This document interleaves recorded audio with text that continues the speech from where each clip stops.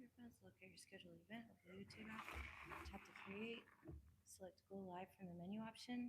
Look at the top right corner of the screen. You'll see a small calendar schedule icon. List of your upcoming scheduled events. Tap this specific event. Final pre-stream checklist, orientation. Preview screen. Oh, hello. We are working on technology here. It's very hot. And we had a very exciting, when I say exciting, I'm not talking about in a good way. An exciting thing happened to us today. So we did get a little bit behind on preparation. And we'll tell you guys about that along the way here. I'm not going to open with it because it's not as fun. So here we are, you guys. We have, I'll try not to talk real loud. I notice I talked so loud in all these videos. We have Lee here from Millennium Reptiles. Hello. In the UK, and Fábio Bodene, who is my dear, dear friend, and he gave us this wonderful tour of the jungle. As many of you know, this is my second time here with Fábio, and the second time was even better than the first time because the first time we came in November, which wasn't the best month. But this time, how was it this time, Lee? Fantastic. Oh, you know what? And we don't need that anymore because I didn't know how to use my back camera so we could see ourselves. Oh, so I don't need that. Right. Oh, sorry. right. I wasn't thinking. You guys, we had to rush and find a place and everything due to the, emergency situation I'm going to tell you about. So flip the camera 90 degrees counterclockwise. Oh, that's terrible. Let's see. How's that? What about now? Is it vertical or horizontal?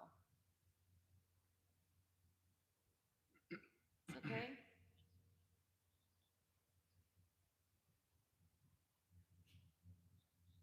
Right, I see. And I remember that this happened before, and we had to restart the whole live stream with a different link. What? Now it's working? It looks good. How do I look, you guys? I didn't have time to curl my hair or put makeup on. I hope you guys will excuse me for that. All right, just kidding, of course. Well, let's get started. We are going to talk about our adventure. Lee, do you want to start and just tell them what we've done? What, right from the beginning, how this event took place and why we're here? Wait, I'm sorry. What is it, love? It's not working again? Okay, I think I know what happened. I'm going to turn the phone this way. There's just a slight lag. You guys bear with us as we get our technology squared away here. So right now, my phone, and I have Larry in my ear here helping me out with this technology. A lot of you know that Larry does all the technology, so I'm working on this. So love, tell me when the...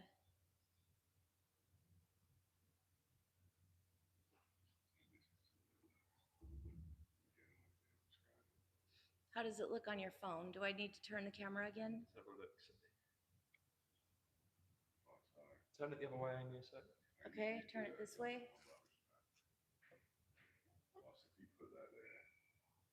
That's all right. Just bear with us.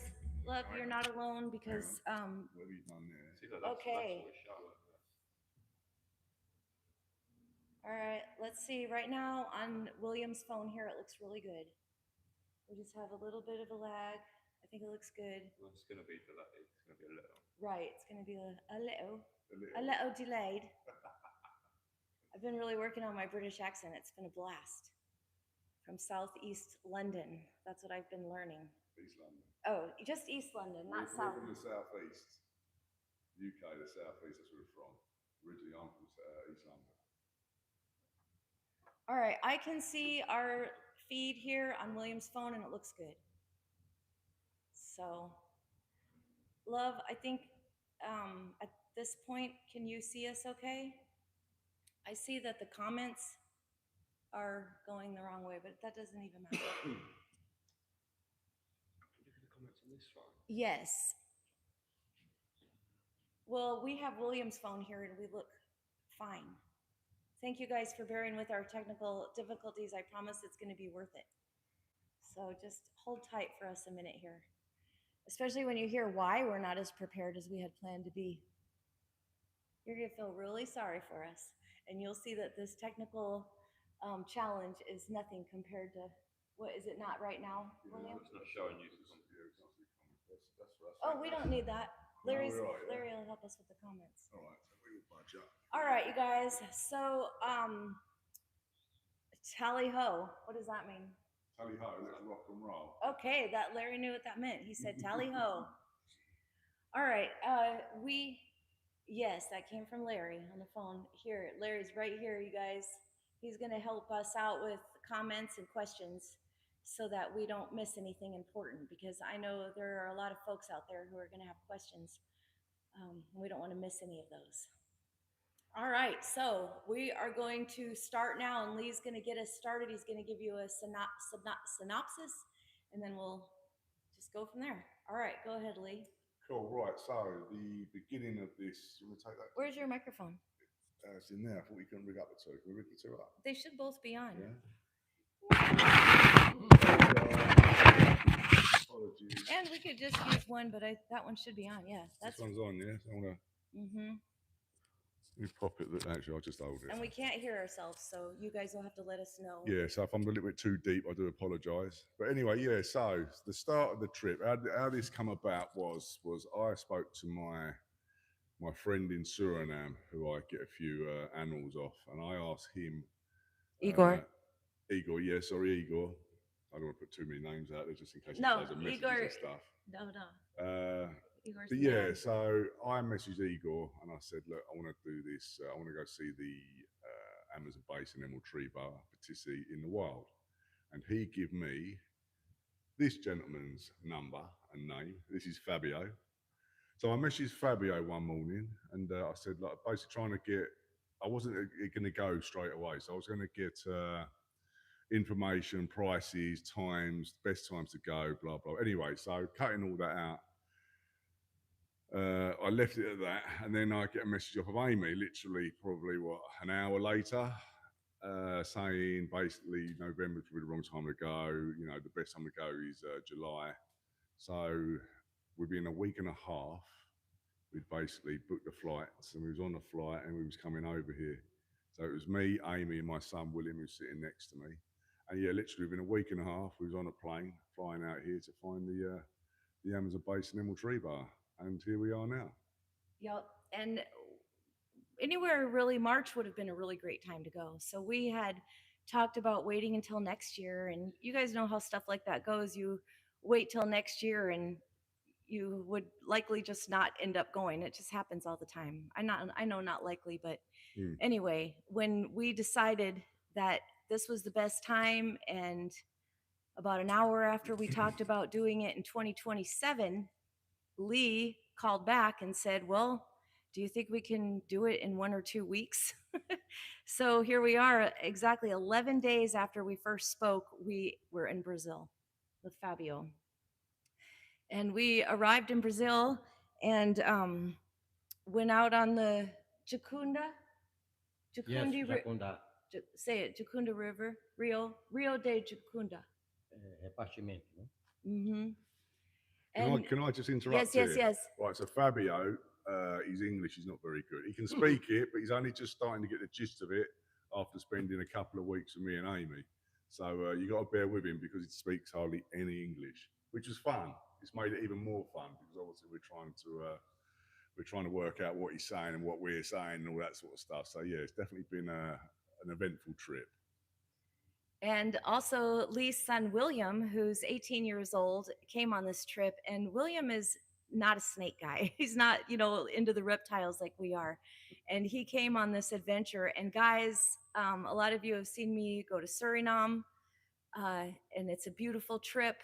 This Brazil trip, if you watched when I came about 1.5 years ago, and you saw that we had to actually use a chainsaw and cut trees down out of the river and carry the canoe through the river in November when there was no water.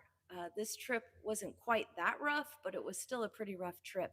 And William, we're super proud of you for being such a good sport. He has not complained.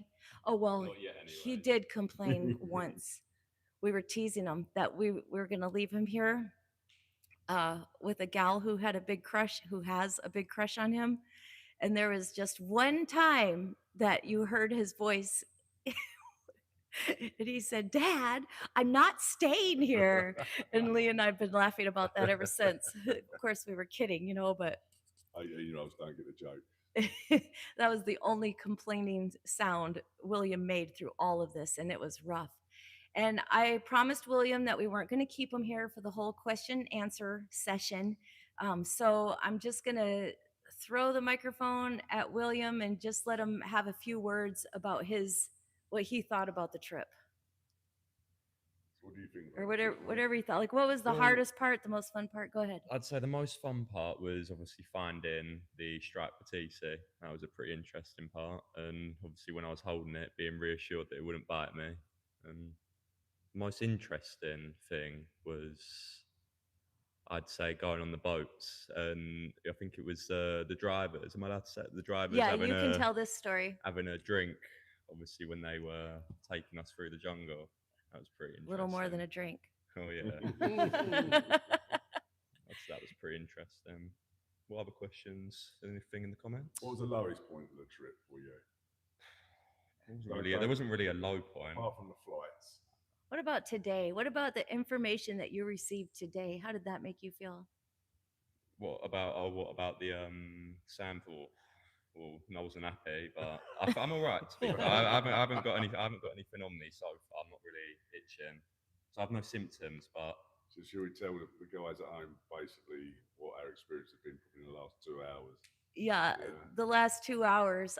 Last night I thought that I had a sliver in my toe from the trip, and my toe was quite swollen yesterday, and I got the sliver out last night. Well, then today, just a couple hours ago, Fabio sends me a picture of his toes and said, "Look, Amy, I have sand fleas."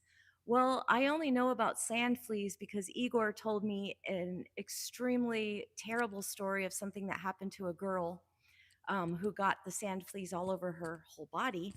And I knew what they were from that story. And on my 12th, this is my 12th trip to the Amazon rainforest, being out in the wild looking for these animals, and the first time that I've encountered sand fleas. And they dig, not like a tick that puts its head under your skin, but this thing burrows its whole entire body, and it just keeps going deeper and deeper and deeper.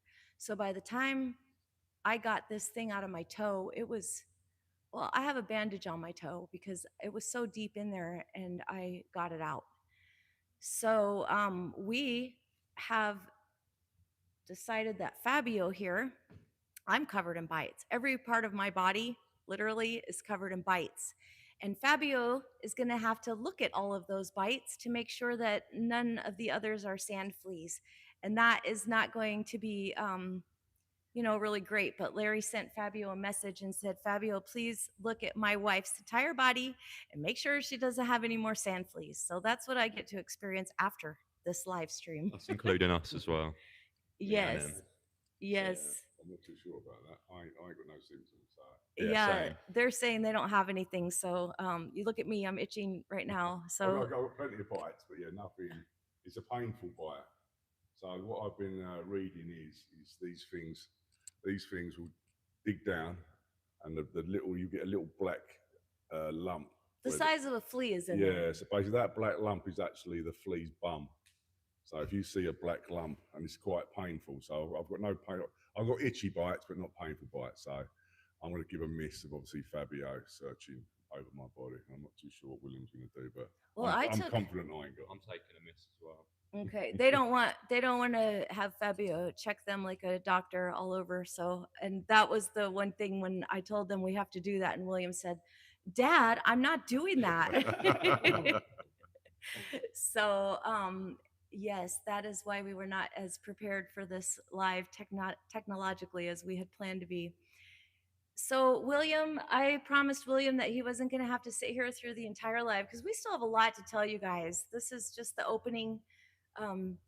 To make sure everybody gets here, I put the advertisement out just 45 minutes before we started. So, William, you want to say anything before you head out? Well, thank you for having me, Amy, and I'll see you guys later. Thank you, William. Bye. See you later, mate. Have fun. Those of you from the U.S. know like all the novelty things that the Brits say, like bloody hell, and I don't know, is that a cuss word? And Bloody hell. no big deal. No. So all of the fun little things like that, I've got to work on an accent, and it's just been quite fun doing that. All right, so let's talk about, you tell us about the different snakes that we found. Wait, before you do that, let's give Fabio an opportunity to talk. Yeah, okay. Fabio, in Portuguese is okay. You talk Jacunda, Rio Jacunda, É, where we go. yes, vai pelo Rio Jacundá, atravessa o Rio Tocantins, Hmm. depois pega um carro, vai até o repartimento. Yes, in Brazil, this is very good location para Batese. Batese. Sim. Yes. And Fabio, let's show him your tattoo here. Oh, Since Fabio was just a young boy, get in here, show it to him in the camera. Since Fabio was a young boy, he has been infatuated or passionately, you could sit back down, Fabio. Thank you. He's been passionately in love with the striped Batisi. So much so that he got this tattoo on his arm.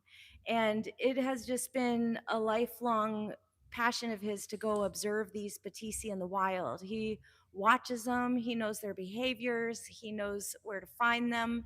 He's got friends with contacts out in the jungle so that they can help us with camping spaces and all the things like that. So that's where we went on the river. And like I said, this is my second time traveling with Fabio because Mark, if you're there, Mark, hello, Mark de Klerk, Hey, Mark. came with me on my trip last time. And Lee and I and William are actually headed to go see Mark tomorrow. He's going to take us on a caninas expedition. So that's going to be quite incredible. All right, now, can you give us the findings, like the first animal that we found, and then just go on? Right, okay, so the first, so we get there. So you got right. So imagine this. Obviously, Amy's done this plenty of times. So you got to take your hat off to her because she's been going up and down these. Picture a river and a little canoe with a boat on with a motor on the end. So we literally, when we got to the destination, we get on this boat and we travel probably 6 hours on this little motorboat up to our final destination, little campsite. So we camp up and all that sort of stuff. We wait for the sun to drop, for it to be pitch black, and then we jump on that canoe again, probably for probably about a 3 to 4 hour trek up river, and then we come back down. So we're on this boat for a minimum of 6 hours each night. So the first animal I think we see was a Amazon tree bar from memory. Yeah, so we see an Amazon tree, but it's very difficult to spot these snakes. You look for the eye shine. And luckily, the eye shine. So yeah, we look for the eye shine. If you can't see that, we've got Fabio. Fabio is absolutely fantastic at finding these snakes. Like how he spots them is beyond me. But anyway, so we found a few on the first night, a few Amazon tree boas, a grey type looking one. We found a beautiful yellow one. I spotted a sloth high up in the trees, which is pretty cool. I'll just interrupt for a second. He says he spotted a sloth up in the tree. That is like just really underestimates what happened. There are wasp hives all over these trees, and they look exactly like a sloth. You see the wasp hives, you know, it's just everybody knows how a wasp hive looks, a bit of earth that's just round. And the sloths look exactly like that. And we're driving the boat on the river. We're going, you know, not really fast, but we're not going too slow. And all of a sudden, Lee says, turn around, turn around. So, of course, we're all excited that he saw the Batisi. But we turn around and he takes us back to what he saw. And driving by like that, he spotted a sleeping sloth.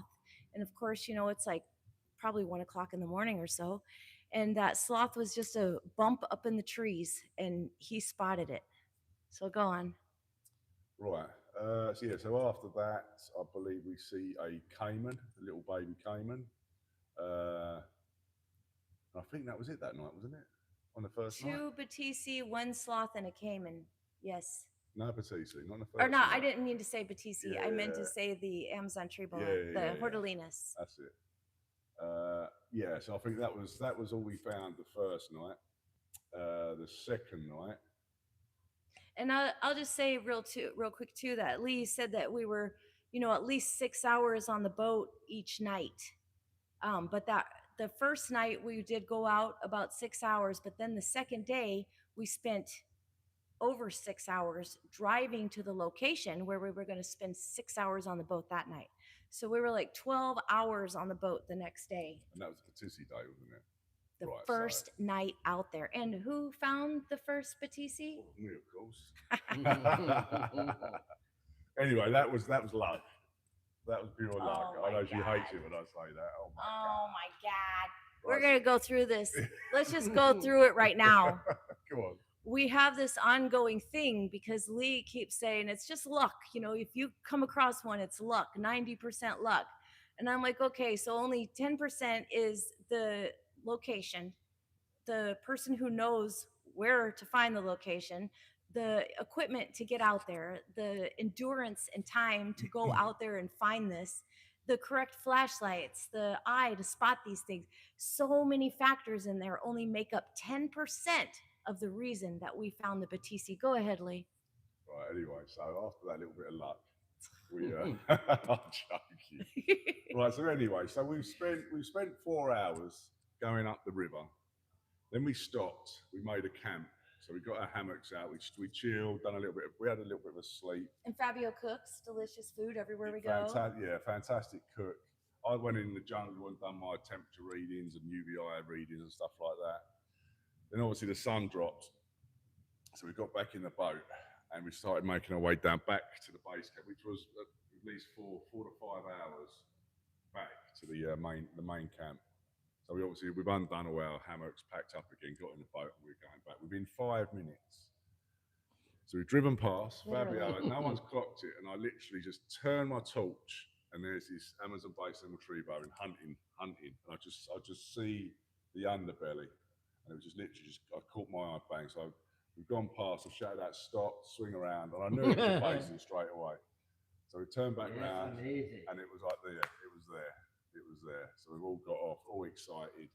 We've got this snake down, and you can imagine, everyone's watching this podcast, either in their emerald tree boas or the Amazon basin tree boas. So just imagine seeing that snake hanging down, getting off that boat, and actually seeing it in real life.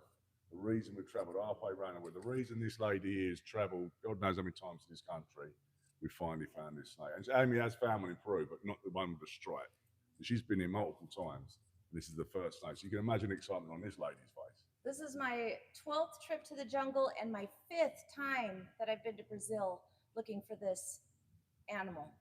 And I did find the Batesii in Peru back in 2021 or 2020. Actually, I can't even remember.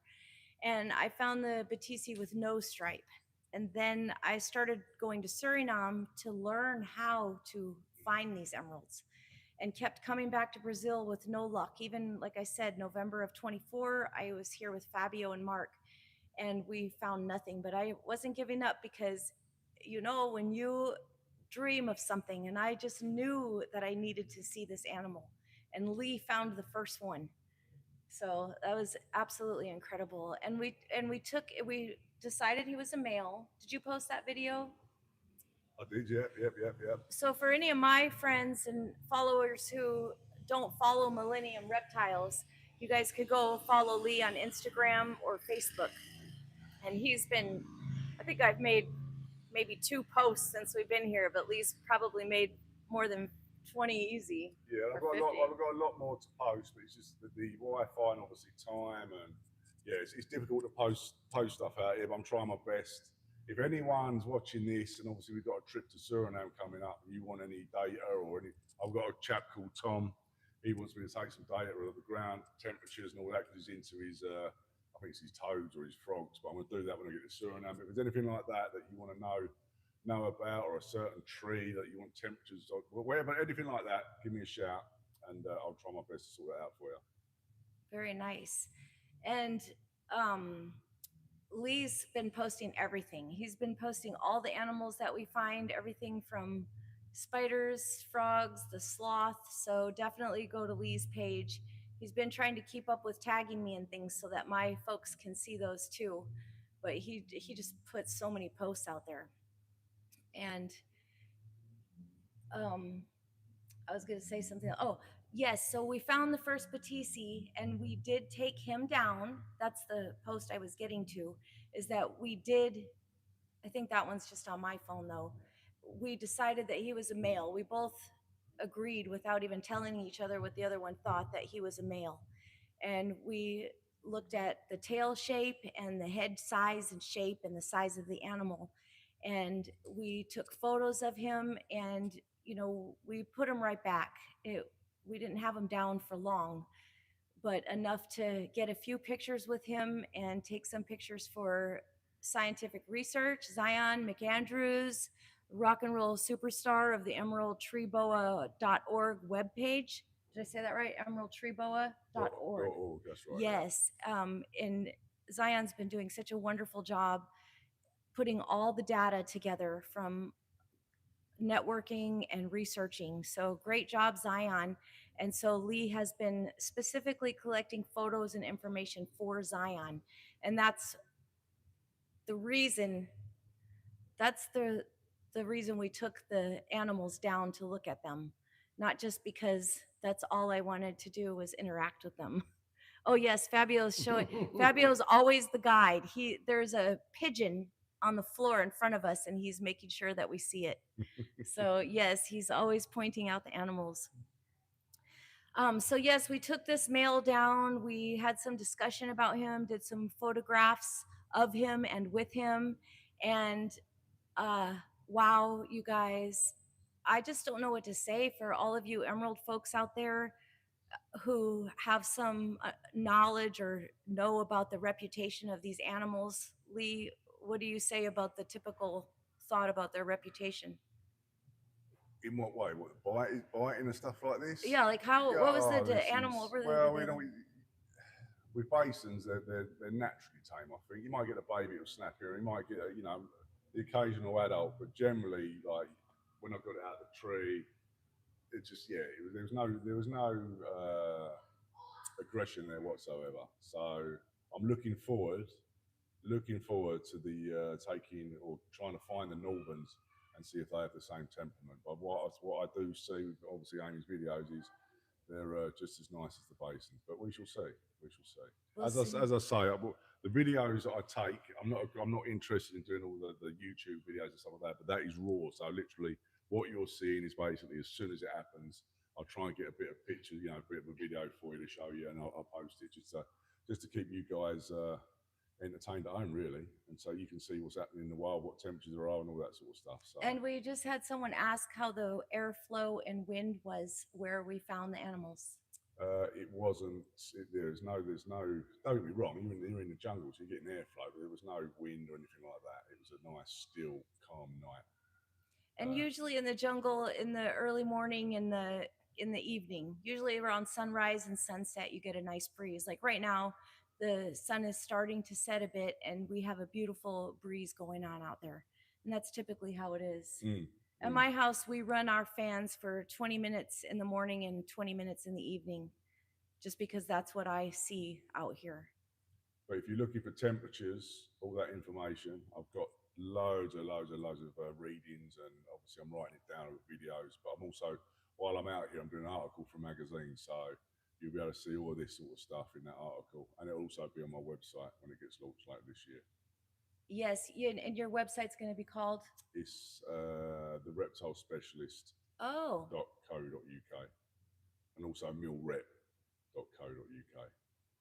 But don't worry, that'll be advertised well. Yes, he hasn't quite got it finished yet. He's working on it. So when he does, he'll have all that information up there. But again, you guys, he's been doing such a great job posting. Just go on Millennium Reptiles on Facebook or Instagram, and you could look through and see the pictures he's taken. Now, that night that we found the Batesii, that was the same night we found an animal that I just absolutely fell in love with. And I'll tell you something about the Amazon tree boas, the Corallus hordelinus, is they normally are a bit snappier than the emeralds. The emeralds are usually tame. I haven't had crazy mean emeralds in Suriname. If you guys saw my adventure last year to Suriname, I took my daughter and my brother, and we took the emerald right out of the tree, and my daughter had him caninus slithering all over her head. It was her profile picture for like a whole year. And some of you have seen that I'm using those wild northerns as ambassadors to teach the local people and the children. Along with Mark, started an education program, and we use the wild caninus, and people are holding them, children are holding them. So my experience, those caninus are exactly like the Batesii that we found, and you'll get to see that firsthand. But the Amazon tree boa is typically a snapper. I've had 34 wild emeralds in my hands for the years that I've been doing this out here in the jungle, and I've gotten bit one time, and that was because the second one that I was free handling, I underestimated, however you're going to think about it, because the first one was so good that the second one I didn't take any time to do things correctly, and that's the only time I ever got bit. But the Amazon tree boa, I can't even tell you how many bites I've had from them. They're small, they're harder to handle, and they're a lot more flighty. But these ones that we found here were Beautiful. Super nice. But what I really want to say is this second one that we found, I've got to post pictures, I'm sure Lee did, was like, you think about the brightest yellow banana you ever saw. And that animal had no pattern. It was just straight yellow. I think you can actually see that. I took a video of that actually animal. So that's on the Millennium Reptiles Facebook, well, it's Instagram and Facebook. So if you want to see that animal, it is absolutely stunning. But if you go on my page, scroll down, and you will see it. And we found a few yellow ones, but this particular one was, like I said, usually they have some kind of pattern on them, and this one was straight yellow, which we saw lots of yellow ones. In Suriname, we might find maybe like 1 out of 25. But you say the ones in Suriname are a little bit more snappy. Yeah, not all of them. You know, like in Suriname, you know, when we get to 20 or 30, we quit counting. That's how many we find out there. And here we probably saw about a dozen. So I have a lot more comparison and, you know, handling them and everything. But I've never seen a yellow one like that. And Larry just said there was a question that we asked if we were going to Guyana. Well, when we go to Suriname, we go on the Quarantine River, and on the west side of the Quarantine River is Guyana, and on the east side of the Quarantine River is Suriname. So while we're traveling down the river, we do stop at a friend's camp on the Guyana side. We won't be searching for animals at all on the Guyana shores. We will see them. You know, being on the boat, you just see things. But we will be doing a one night, or maybe one there and one on the way back, camping on the Guyana shores. So we're not actually going to Guyana to tromp through the forest, but we will be there. So we might see emeralds. Oh yeah, we will. Very cool. I feel certain of it. Of course, we all know we can't guarantee anything in nature, but I have never once, this will be my 7th trip to Suriname, and I've never been to Suriname without seeing emeralds. And only one time I only saw one emerald. Usually Mark is really good, just like Fabio, really good at spotting the snakes. So he can find a little tiny baby Amazon tree boa, which is about 12 inches long, in the pouring down rain all the way across the river. It's just amazing, these guys. They love these animals so much. So then, okay, so the night we found the second. Yes, so then we saw a couple Amazon tree boas. We saw another sloth, more caiman. We actually got to, Fabio actually reached off the boat and picked a caiman up, and we all got to hold it. So that was really cool. It was just a little guy. And I believe that's on my Facebook as well. So if you want to see that, Fabio and that little baby caiman. Have a look on the Facebook page and you'll see that. Just scroll down. Yeah, just keep scrolling. If you guys keep scrolling, and you'll see all of the videos. There's stuff. There's tarantulas. There's frogs. Like I say, I've got a lot of people messaging me saying, "Can you find frogs? Can you see? Try and find as many tarantulas as you can." So anything. The reason there's so many different species is because I get so many people, obviously, into their different species asking me if I can find various animals. So I do try my best for you guys at home. And I only posted the 2 emeralds that we found. And I take a lot of videos with the people. I love interacting with the people here. It is just such a pleasure for me, even though, like with Fabio, we don't have good communication, but we just have so much fun. We actually have great banter. We have a really great time. We laugh so much, and we don't understand everything each other's saying, but we just know we are enjoying ourselves. Yeah, we share the same interest, and that's in this snake. And Fabio, again, he's the knowledge in this man's head is second to none. Yes, for sure. And Fabio's great with people. Everywhere we go, everybody loves Fabio, and everybody's very welcoming to us. And they let us use their home for Fabio to cook us delicious meals. It's just spectacular. It's pouring down rain. This is always a treat. Oh, that's a good question. Nobody has thought to ask yet. Well, the rainfall at the minute it's raining daily. I would say it has been raining once or twice during the day, but at night time especially, it's raining every night. But again, I've logged all of this. Again, it's all going to be in the article, but yeah, every night a big downpour. Sometimes lasting half hour, sometimes lasting hours. Sometimes you're prepared, and sometimes you're not. Oh yes. Sometimes you sleep in your hammock soaking wet all night. And you guys, it is hot here during the day, but what about at nighttime? It's quite cold actually. You're in your hammock. There's been a number of times when I've been caught off guard and it started to rain and I'm in my hammock and obviously I'm getting wet. But tell them how you kept your arms warm the first night you were cold. Oh, I had my arms in my because I didn't think it was going to get that cold out here. So I reached out, grabbed my jogging bottoms, which I came in, and I put my arms in the jogging bottoms, doing that to keep warm all night. So it does get a little bit chilly. And chilly here, if it's 74, 76 degrees Fahrenheit, it doesn't sound freezing, but when you've been 100 degrees in the hot sun sweating all day, that drop to the 70s actually feels freezing. And if you cool down, you're a little bit wet, it's even worse. But again, if you go on my Facebook or Instagram feed, you've got all the temperatures there. I've got a lot more readings, but again, I can't. Obviously, there's certain people that find that interesting, but there's a lot of people just look at that thermometers in a forest and they get bored to hell. So I'm not posting too much of that, but just enough to get you guys, keep you guys interested and all that sort of stuff. We have a question. Somebody's asking about the parameters where we found the animal, and I'll give my input, and then we'll see if Lee has more to add.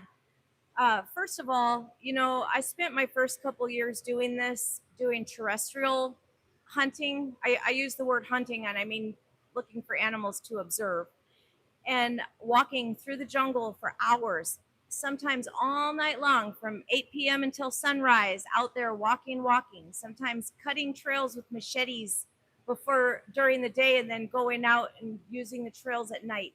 All kinds of different ways to look for these animals. But once I met Igor said this is not necessary. He said these animals are all throughout the entire forest, but the easiest way to find them is to travel by boat on the river, because when you're on the river and you have where there's no overhang of trees, the trees break and the river's open in the middle, the animals get to the edge of the river and they stop. So just because we find all these animals on the river doesn't mean that's the only place they are. It's just the easiest, so much easier than walking through the forest for hours on end. So where you're looking for the emeralds, for us on the river, but the important thing is that you're looking for trees that bear the types of fruit, nuts, flowers, leaves, roots, whatever the rats eat. If you look for the rat food, there are arboreal rats. I've posted a video in the Emerald Tree Boa forum. I didn't put it on my personal page because I actually ripped one of these rats apart and I didn't want my Facebook getting shut down. But these arboreal rats are very tender with a kind of long, I say German Shepherd type coarse hair. And these rats eat all of those things I mentioned on a tree. So we're actually looking for areas with these types of different trees that have the rat food. And then we know, of course, the snakes are going to be there. You want to add about the area? Yeah, so they're tucked up tight. Should we go on to the second emerald? Should we go on to that one? Well, let's just finish. What was the question again? One more thing I want to say about the parameters of where we found the animal is that we're not looking in just trees. If we have an area that's only trees, we kind of drive fast on the boat. We're looking for areas that are full of vines all through the trees, vines hanging down, and that's where you find the emeralds, in those viney areas. And then now Lee's going to talk about the second emerald that we found, because the first one, Lee saw the underbelly in the S shape. So he's driving by, we're driving by in the boat, and he sees this shape in the trees. And then go on with the second one. Right, so the second one, we drive, well, I'll say we're driving. We're going down the river. You can imagine they're not massive rivers, they're quite narrow rivers. And Fabio shouted out, snake, snake, big one, big one. So we swung it around. I'd say how we see this snake is beyond me, because even we was underneath it, I still couldn't see it. All of us with our flashlights, like no one could see it. And then obviously the guide behind me was driving the boat. He was shining a torch up saying it's there, and I still couldn't see it. So this man here, with his binocular vision, and he's just like, I don't know how he spotted it, but this thing was quite high up a tree, tightly coiled on a thin branch, just sitting there. It just literally, it must have eaten, because when we got it down, it had literally a big fat meal inside it. So yeah, so it's literally curled tight on the branch. Tight, not loosely, like real tight. Nice. As they are, you know, anyone that keeps them, you know, you get that tight, real tight ball with head in the middle sort of tightness. It was that. And deep inside the tree, like not out on the edge, deep inside there. That's the tree, and the branch is coming off. The snake's literally here, so his body's resting against that, the main trunk. And this gentleman here, he spotted that. So once he spotted it, and we all clocked it, one of the younger chaps, he went up the tree and basically got this snake down. And if you want to see that video again, it's on I think it's on your page as well. I haven't posted. Oh, you ain't posted? You no, I've only posted 2 pictures. Oh, anyway, yeah. So if you want to see a video of that snake, then go on my Facebook and yeah. Wait, what? No. Oh, sorry. He's the one to explain. But I'll tell you guys also, here's another thing about the parameters. You know, I can't remember everything right when you ask. But in this particular case, Fabio told us that he was taking us to Tahoe. And Tahoe is a flower that the rats love. And Fabio said, we go Tahoe 100% Batesii. Yes. And lo and behold, so yes, that was another thing. And like I said, the flowers, fruit, nuts, probably roots, anything that the rats eat, that's where you will find them. And this particular place is very marshy. The ground is soft, like you press on the ground and it goes down. It's very wet and marshy. And these flowers are just everywhere. And there was a lot of yucca. And Tahoe is also yucca. Yes. Yes, like if you guys don't know the yucca plant or cassava plant, and those have good roots. That's a big commodity here, is the yucca roots. So the rats are also eating that. So everything that the rats eat, you just look for that and you can find the Batesii or the emeralds, or pretty much any snake really. Yeah, and the size of the snake and the way the snake was and its overall size, it had been feeding well. Yes. So, yeah. So they're big, healthy girl. They're picking spots where obviously the rats are in abundance, and they're obviously that sort of area is where they're living purely for the prey. And somebody asked what time of day we found the animals. Well, first of all, finding these emeralds, they're completely nocturnal. So finding them during the day would be very difficult.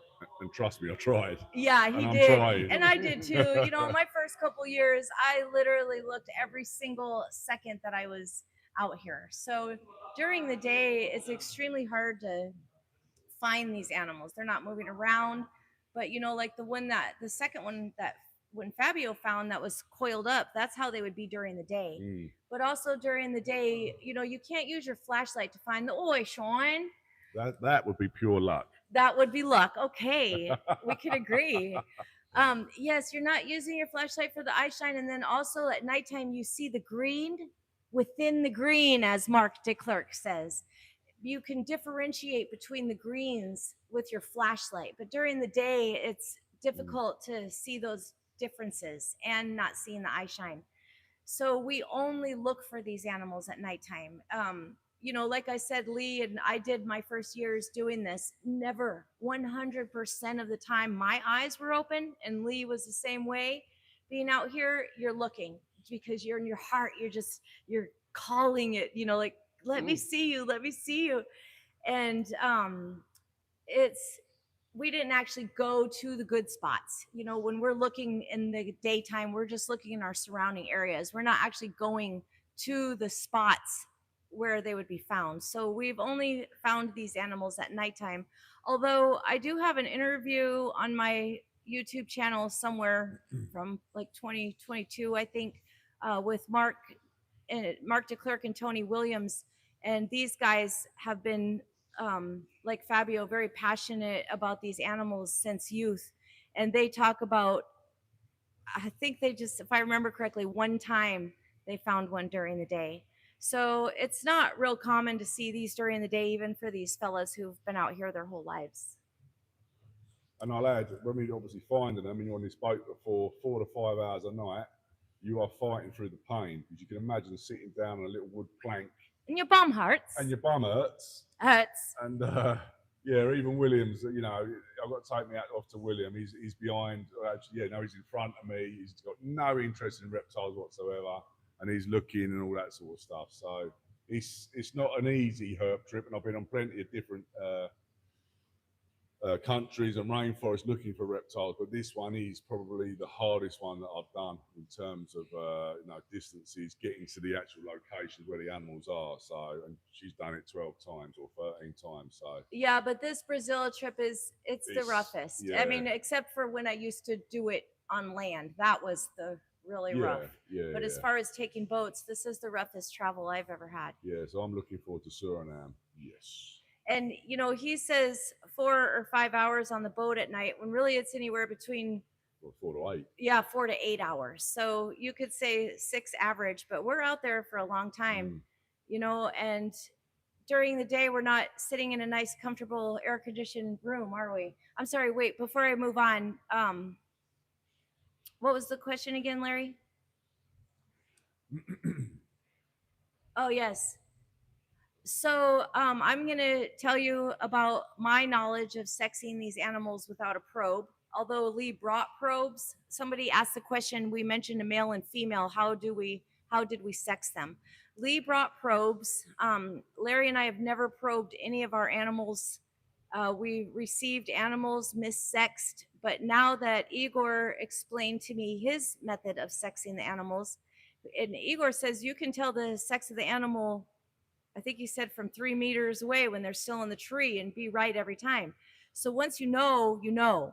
But the males, if you don't know, in snakes have a hemipene, which means they have 2 penises. So the 2 penises at the cloaca, which is where they're, I'll just say private parts for lack of vocabulary right now, the hemipene kind of fills up that area at the cloaca. So the males have a tail that goes like a carrot. It's like a nice shape that goes consistent down to the point of the tail, where females don't have those hemipenes. So the tail like thins right at the cloaca and then comes down. So you have more like a pencil shape than a carrot. And so we both have that knowledge. And then something that I haven't learned how to do, and I know it's really simple. I'm so good with the tail thing now, I don't even think about anything else. I learned about the heads. Yeah, so the head size on a male is so much smaller, different shape, but a lot smaller. With a female, it's a lot fatter, a lot broader. So it was 100% that male was the beginning. And it was undeniable that second one we found was a female because her head was so much bigger. So that's another great way of finding out the sexes. Just basically looking at the body shape, the head shape, the tail shape. Again, I bought probes, but Amy's obviously she didn't want me to probe it, so I respected that, so I didn't. But we're pretty, I would say, 99% that we sex these animals correctly. Yes. Just by looking. And I do have a good video. It's hard to remember like what I took video of and what Lee took video of, and I am going to make posts. I really am. But I do have a very nice video where Lee and I talk on the video with the animals in our hand, talking about the shape of the tail and such. So eventually, someday, that might get out there. She's got a lot to post. That's why I do mine as I go, just so I haven't got to do it all in one hit. And of course, after a lot of times, I used to be good. You guys know I used to be real good at it. So yes, the sexing the animals, that's how we've done it. What other animals? We talked about one of the posts where Lee posted one of the spiders.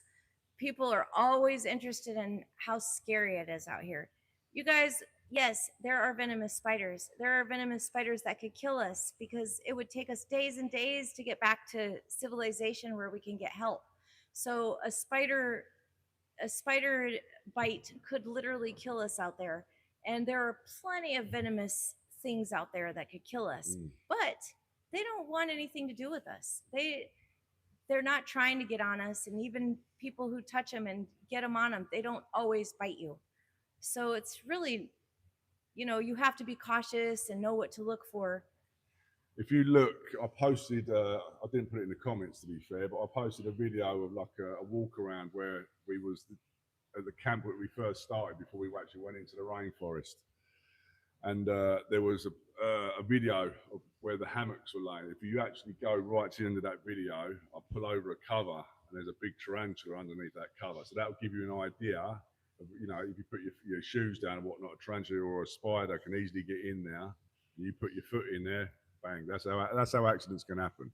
So I've had to be on board with me and my son, especially my son. Obviously, he isn't quite, rainforest savvy at the minute, but he's learning.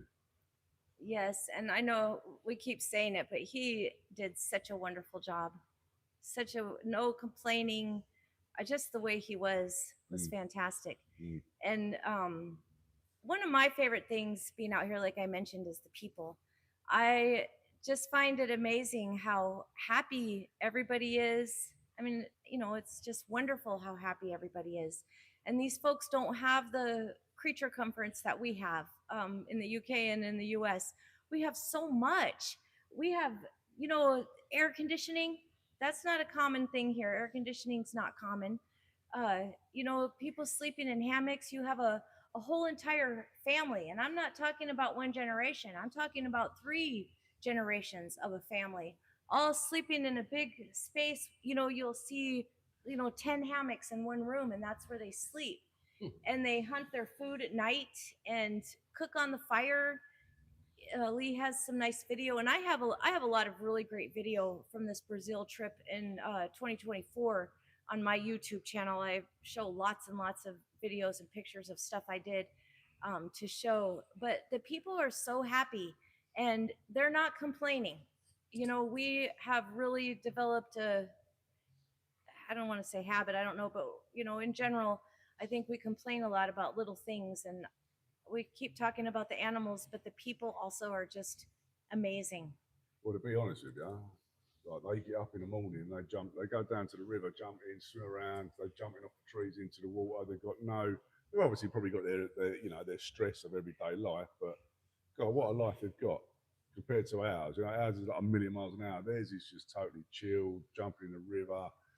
Kids are having fun. So, in a way, I'm quite jealous of that lifestyle they've got. Well, we would work our asses off for 30 years to have a retirement fund so that we could live the life that they live. They're retired every day. Oh. And Lee learned something on this trip that he plans to continue on when he gets home. He's already made a pact with Natalie, his wife, and he's going to add 10 years or more to his life with this thing. What is it? Yeah, so I said to my wife, and to be fair, my wife, I think she might be watching, but she's not. Again, she's not into snakes or anything like that. So she, it's late in the UK. She likes to get an early night. But I said to her, we're going to go swimming because each day in that rainforest, me and Willie were going down to that river and we were swimming in that river, and it was absolutely beautiful. And at my age, I'm getting the aches and pains and all that sort of stuff. So I'm going to make a time in my week, and my wife, obviously, we're going to go down to swimming baths and just basically an hour, only a couple of times a week, but yeah, for that swimming to loosen you up. So hopefully when we get back, I'll carry that on and we go swimming. Yeah, it really just being out there swimming in the river. And on one of Lee's posts of all of us swimming out in the river, somebody said, "You're brave to swim in that river." And I made a comment, swimming in that particular river where we were was just so beautiful and refreshing.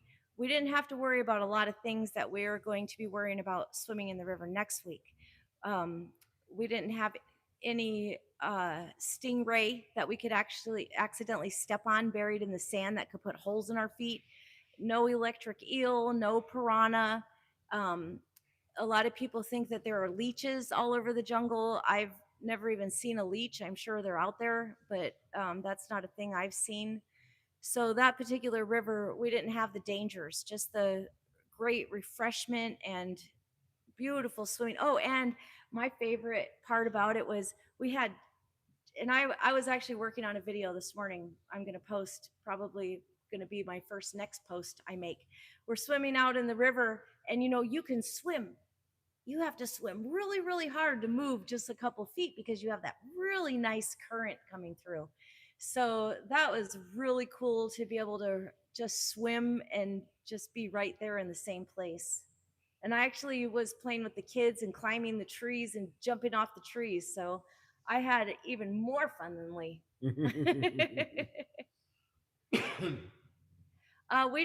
Somebody's asking if we saw any eyelash vipers, and we did not see any venomous snakes on this trip. No, I did look.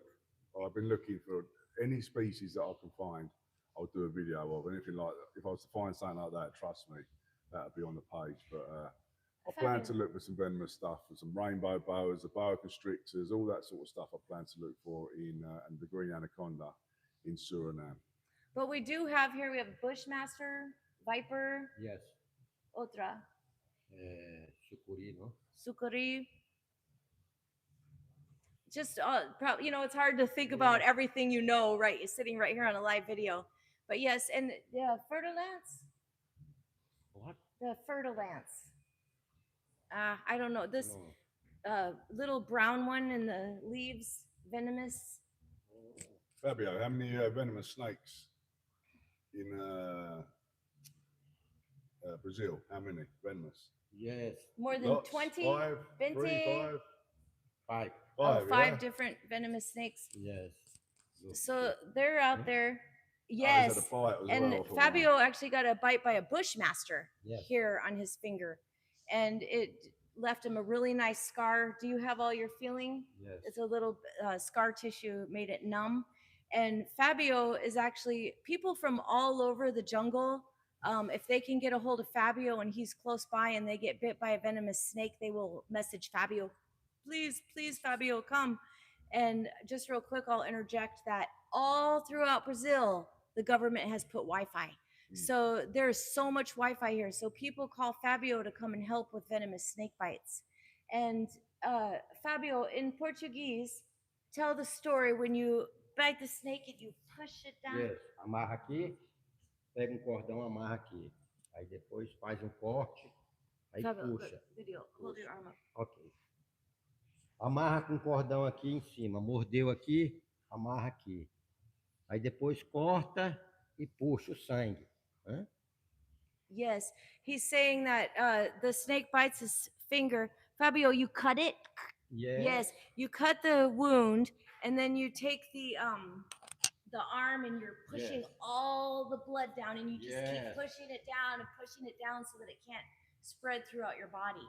And that's how he survived a bushmaster bite. and how he's also helped other people. Like I said, the people call him for venomous snakes. Fabio's the snake guy.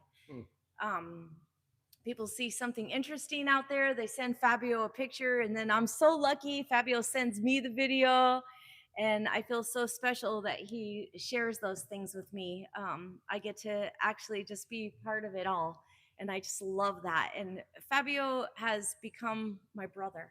It's only our second time traveling together, but we spent 2 weeks together the first time and almost 2 weeks together this time. But you guys have to understand, it's not like 2 weeks and you see each other now and then. You are together morning, noon, and night, sleeping in hammocks, going through hard times, laughing.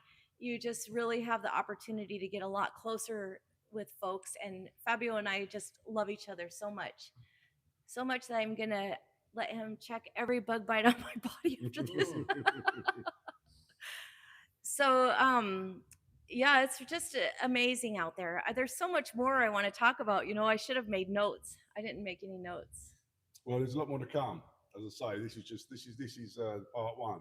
Part two starts probably in a couple of days, and that's obviously Suriname, where according to Amy, there's going to be a lot more animals. So that means a lot more content. Whether I'll be able to upload in the jungle, I much doubt it, unless we get a bit of Wi-Fi out there. Like Amy said, in Brazil, the government have put Wi-Fi.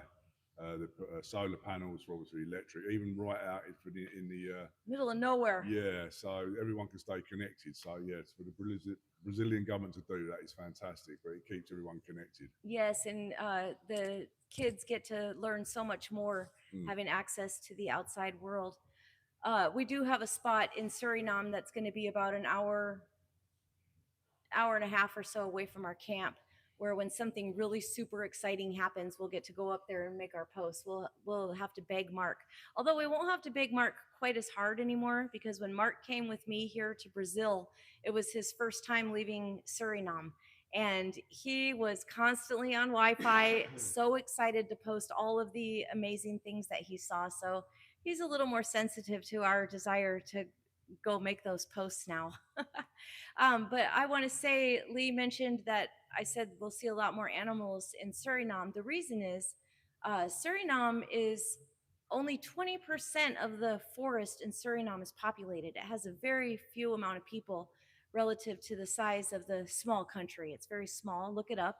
Suriname, Surinm, sometimes with the E, sometimes not.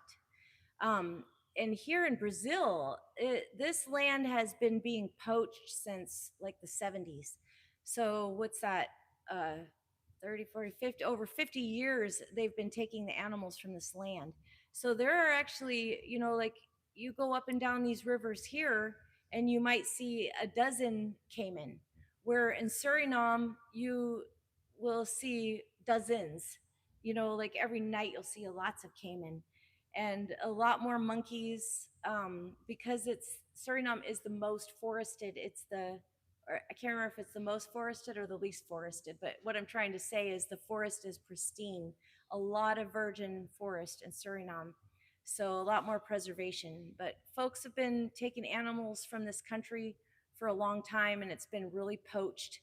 Not to mention even the local people, when it was still more like what we would envision as a tribe, started getting more weapons and things to kill the animals for food. So we just have all kinds of reasons why we don't have so many animals here in Brazil as we do in Suriname. Although Fabio will argue, he'll say, we have. But it really is just different, a lot more. And it could be the locations as well. But like I said, this is my 5th trip to Brazil. I've been all over Brazil, and this right here is the most animals I've ever seen. I've been to places in Brazil where you don't even see one caiman night after night after night. So it is a lot. There are a lot more animals in Suriname. And I'm really excited for Lee that he got the hard part of the trip out first. So now when we go to Suriname, Spoiled. yes, Spoiled. he's going to feel like that's spoiled. Where his son, especially, Lee's more traveled. He's been on more herp trips. Some of you don't even know what herp means. My non-snake friends, it just is herpetology, where you go out looking for reptiles. Is it strictly snakes, or does that mean all reptiles? No, herpes. Yeah, so herpes is basically when you hear the phrase herping. So I've been to Indonesia, Madagascar, all around like Komodo, all that sort of stuff. Herping. So all that means is basically you're into your reptiles. You go look for the snakes and lizards, and for me, I get the temperatures and the UVI readings, all that sort of stuff, which I'm really interested in because that information I can take back and put into my enclosures and make the animals even happier than they really are. Yes. And, you know, when I first started this, I was taking temperatures. I was doing all those things people ask all the time. So I'm really glad that Lee's doing it. But I found those first couple of years, whatever you see on Google, those are the same readings I was getting. The things that would be different is like, what is it like in the deep interior, you know, where you find the animals? He's much more scientific than me. I am really interested in the animal's behavior, like, and he is too, but I'm just saying, as far as scientific wise, I love interacting with the animals. I love to touch them, see how they respond to me. It's just been magical for me on these jungle trips to get to interact with these animals. And you know, when I find their habitat, a lot of you know how I keep my animals. Everything you see at HappyBasins is me trying to replicate what I experience out here. So that's really the main purpose of our trip, is to just better care for our animals and show you guys at home the information that I'm seeing. So basically, I see what I see, you're seeing. So with them temperatures and stuff, I can't do the whole lot because obviously it's too much. But again, it'll be in this article and the website. You'll see a lot more. Oh man, I was just gonna say something. So the vine systems, I do that. The breeze that I find in the mornings and the evenings, temperatures, humidity. Darn, I hate it when I have something in my head and I can't remember what it was. Fabio distracted me. Oh, the rain chamber. Yes. And Lee's about to do a whole new redo with his stuff to create more rain for these animals. Like Lee said, we get rain here every day, which is something I wanted to add. There are some days that we don't see rain, but both days that we found the Batesii, we had rainfall before it became nighttime. And when I'm with Mark out there in Suriname, we celebrate. If we get rain in the late afternoon, we're like, yes, because we know that the animals are going to be out. These animals love rain. And you know, there are many keepers who aren't able to or don't want to. No. Oh, okay. Crazy. No. Yes, Fabio. Did you see what he wrote? No. Oh gosh. Crazy, No, crazy, no, Fabio. You guys, nobody's ever gonna know what he just wrote, okay? Maybe Larry later, okay? What was I say? Oh, the rain. So yes, it's when it rains here, these animals get out and about, they're moving around, that's when they poop. As a matter of fact, we had the second one that we found, the female, when we were sitting in the boat, it started sprinkling some, and she just dropped her tail and waggled it a bit and gave us a nice poop sample, like right there on the boat. And that's a very interesting fact. I'm going to let Lee talk about the fur that we found, but first I want to say that when I first started all this, you know, Wikipedia, whoever's got that Wikipedia page, good job. The information out there was that these animals eat birds. They grew big, developed big, long teeth, fangs, which these animals have the longest fangs of any non-venomous snake on the planet. And the theory was that they developed these long fangs in order to break through the tough skin of birds and feathers and hold on to their bird and eat it. But like I said, I posted that video I took a couple years ago, and now I kind of mixed it up a bit with the information that we had that Lee's going to talk about. Is that in Igor's field research, you know, Igor, our dear friend in Suriname, and Lee's a client of Igor's. That's okay to say. Mhm. And that's 99% of the fecal matter of these snakes contain what we saw when this snake pooped. So we actually got a sample that just went right along with what Igor's been saying us, which really contradicts the theory that these animals mainly eat birds, although they do. It's just very rare. And oh gosh, go ahead. I was going to say one more thing. Go ahead. Yeah, right, yeah. So basically, in Indonesia, I was lucky enough. I say lucky enough. If you're into snakes, you know what I mean. And obviously, if you're watching this, you're into snakes. So in Indonesia, I had a green tree python do exactly the same.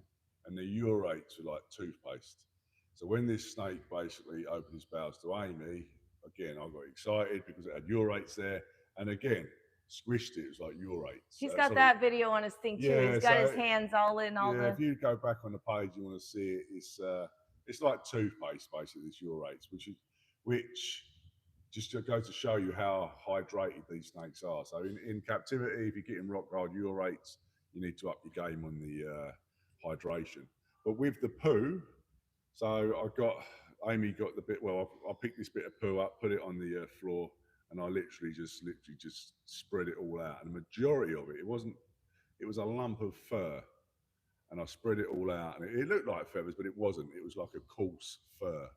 So I'm interested to see what the rats are like in Suriname, because we see rats. I think we see 2 rats, didn't we, out here?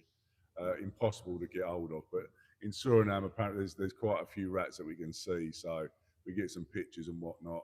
If we find a dead one or something like that, we can actually find, get the fur. But Amy's done a video and it looks pretty much exactly the same. It's a long, coarse fur that these snakes are eating. They're eating a rat that's with long fur, basically. Yes, and like I said, the video I made a couple years ago where Mark got me one of those rats, and I just, show, like Igor had kept telling me, get one of those rats and see how tender the skin is.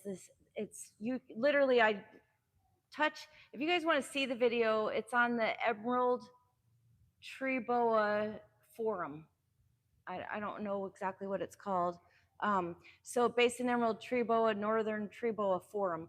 But I put the video in there because of tearing the rat apart. Like I said, I wasn't going to put it on my personal page. But it is very tender. And what I was going to say that I forgot what I was going to say, Larry just reminded me, is that the theory was that the teeth were developed to go through that feathers and bird and everything. But this rat is so tender that if these snakes didn't have long enough teeth, then it would grab the rat and the rat would literally be able to slip out of its skin. That's how easily the skin tears. So they would have to have very long, sharp fangs to really hold on to that rat so that the skin doesn't rip off. So that sounds like a much more probable theory considering what I've seen. Another thing is that emerald tree boas are more prone to ambush, although they do forage, especially males that I know of, at least at my house. We like to feed our males after they're already foraging. We feed our females anytime they want to eat, but the males, we wait till they're actually out moving around. So these animals, if they were more of a foraging species, that would be more likely they ate birds because the birds are sleeping at nighttime, but the rats are running all around trees.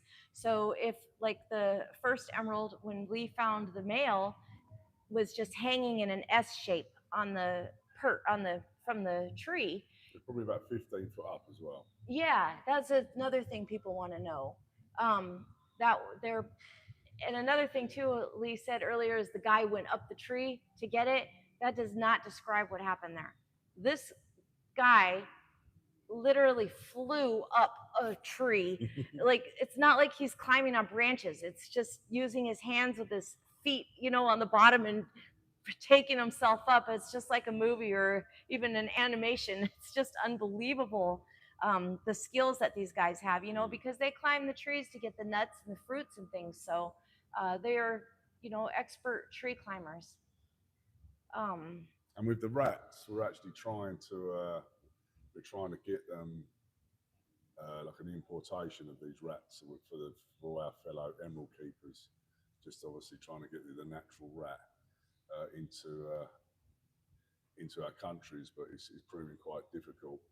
But potentially this could happen. So yeah, keep an eye out for that. And I had this dream a couple years ago. I was working with actually our friend Steve Volk was very interested in getting these rats because he raises hamsters in order to, for babies and, different reasons, because it is best for these animals to have good prey, something that's been eating nuts and fruits and flowers and roots and seeds. And the rats that we have to feed our animals, for those of you who don't know, most of us don't raise our own rats. We order rats in a box from a rat farm, and they come frozen, and we defrost them and heat them up and feed our animals. But in the case that we would ever be able to feed our animals the natural rat, would give us all so much pleasure. And also another thing is Igor theorizes that coarse, what I call German Shepherd like fur on those arboreal rats is good for digestion. So we have a lot of issues with emerald tree boas that all different kinds of reasons. I'm not going to go into the details of that, but they do get some microbiome problems. We really don't know what that comes from. There's no solution. A lot of people are working on it. Larry and I are actually working on that ourselves with a very special animal. Lee's really done a lot of research with that and working with Cambridge University. Yeah, so we're working with Cambridge University. I don't know if you want to go into too much detail. Just a little, and mention Zion and his work with so his... you got Zion, who's doing this, like a lot of work on the website. And what university is he working with? Oh, I think it's Florida, I believe. I'm not too sure. Sorry, Zion, we can't remember. If you're maybe put it in the comments, Zion, if you're watching this. Yes. But yeah, so I'm doing a lot of work trying to find out what it is. It's regurgitation syndrome, and it's pinpointed at the minute between chlamydia, which is a bacterium in the stomach, and a blood parasite, hepatosine, which is called hepatosine, which is a parasite that gets in the blood through they basically ingest it, I believe, like a tick. Yeah, and it gets in the bloodstream that way. But anyway, so another reason going to Suriname, which I'm quite interested in trying to find, because a lot of people think it's in the holding centres and it's coming from the birds. So I'm going to try and look for the trail of the emerald tree boa from obviously being caught to going into the holding centres. So that, for me, that'll be really interesting. I know a lot of people out there's interested in that as well. So yeah, watch this space. Yes, that's a huge thing in the emerald community, is this regurgitation syndrome. And it would be a good time to mention, one time in Suriname, I wasn't with Mark, I was with a different group of people, a few fellas, and they took me to a place and we found 5 emeralds, and every single one of them was extremely thin, really looked just like the regurgitating emeralds look. So that would be an interesting spot to get back to, but that was really hard to get to. We're not going back there on this trip, but another time maybe.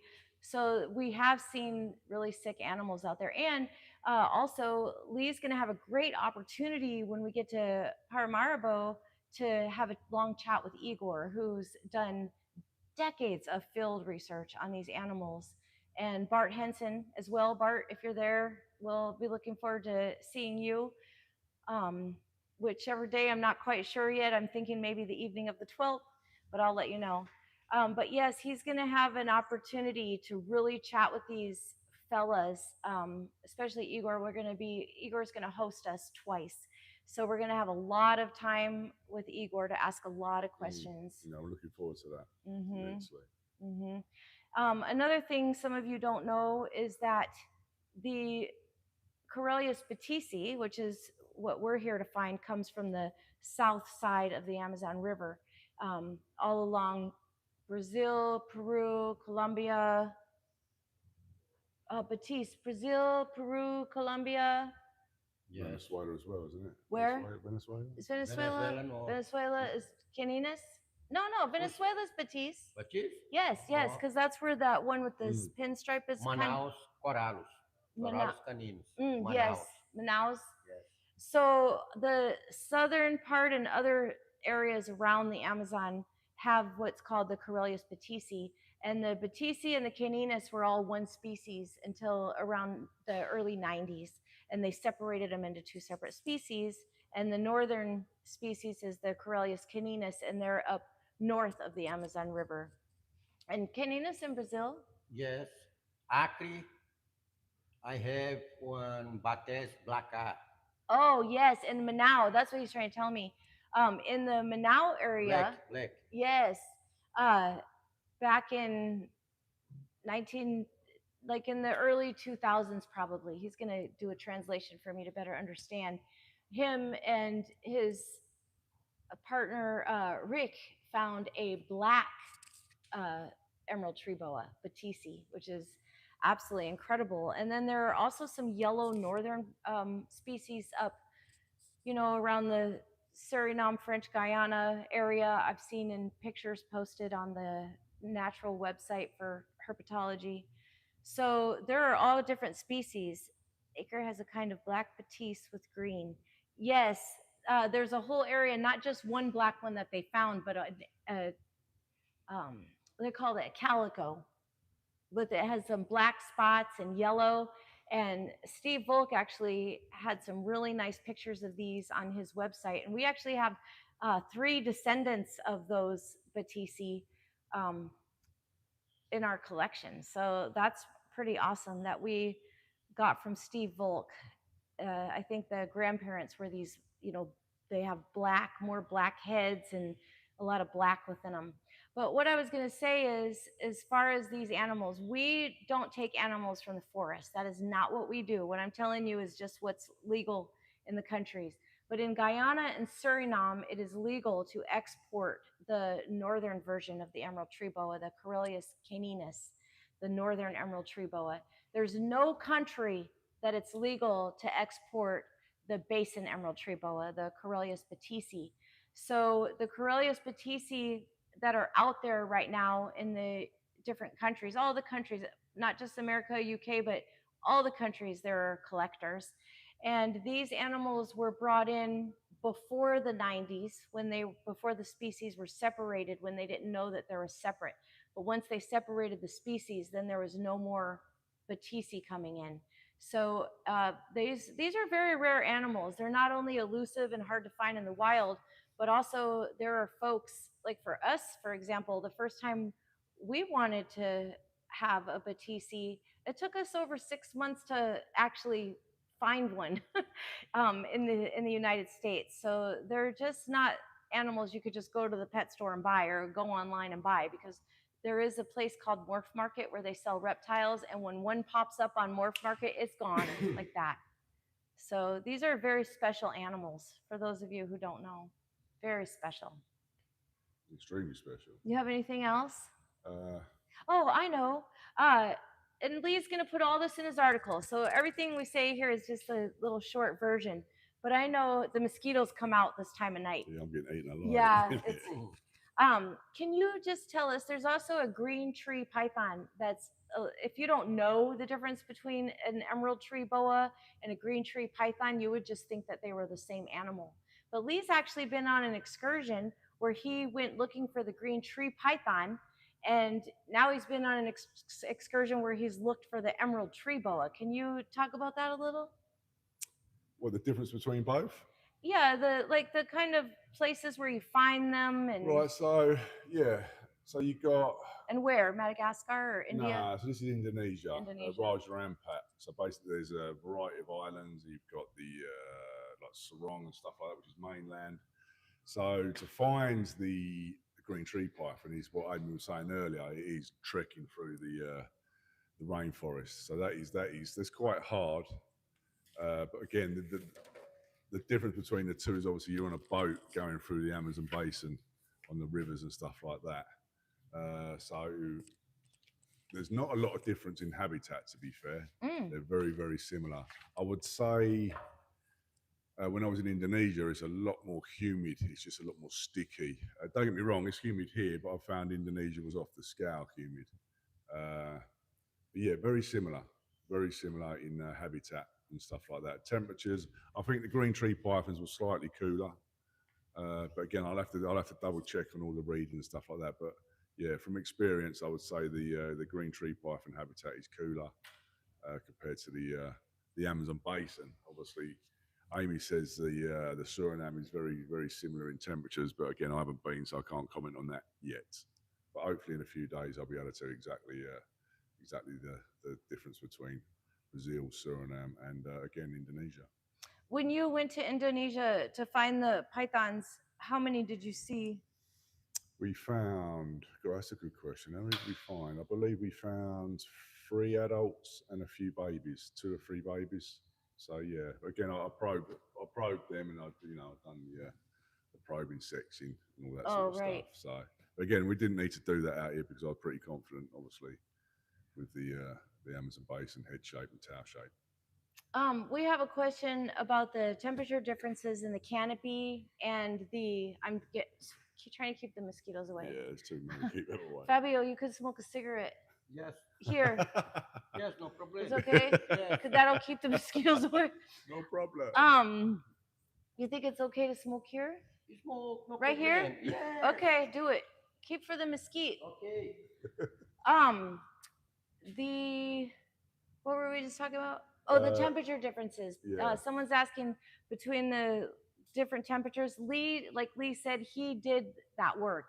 I don't know if he remembers everything, but he took pictures and he posted some of it, and more will be in his article.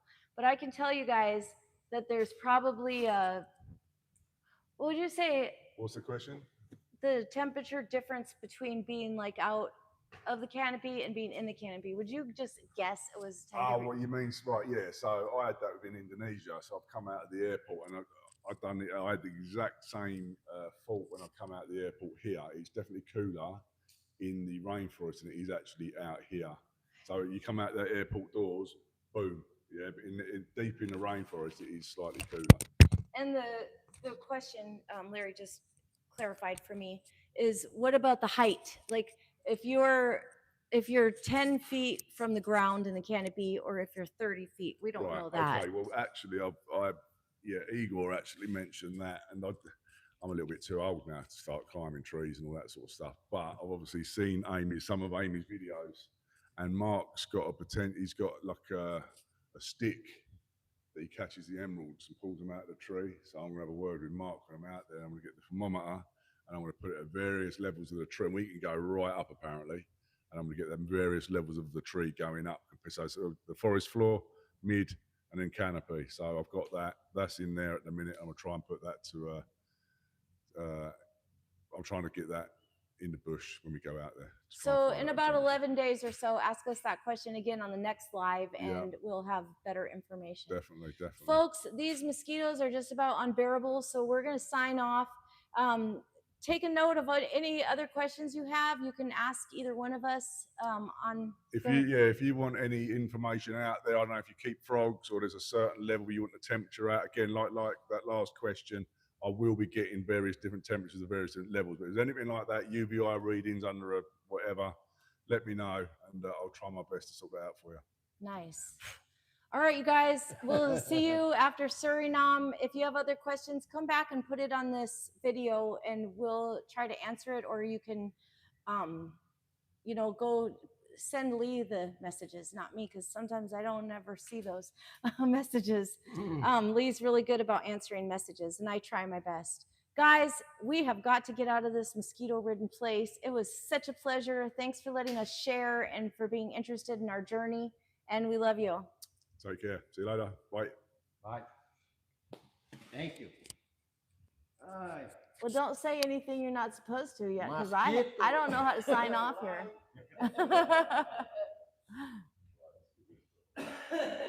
Oh, let's see. Maybe I could just turn my phone off.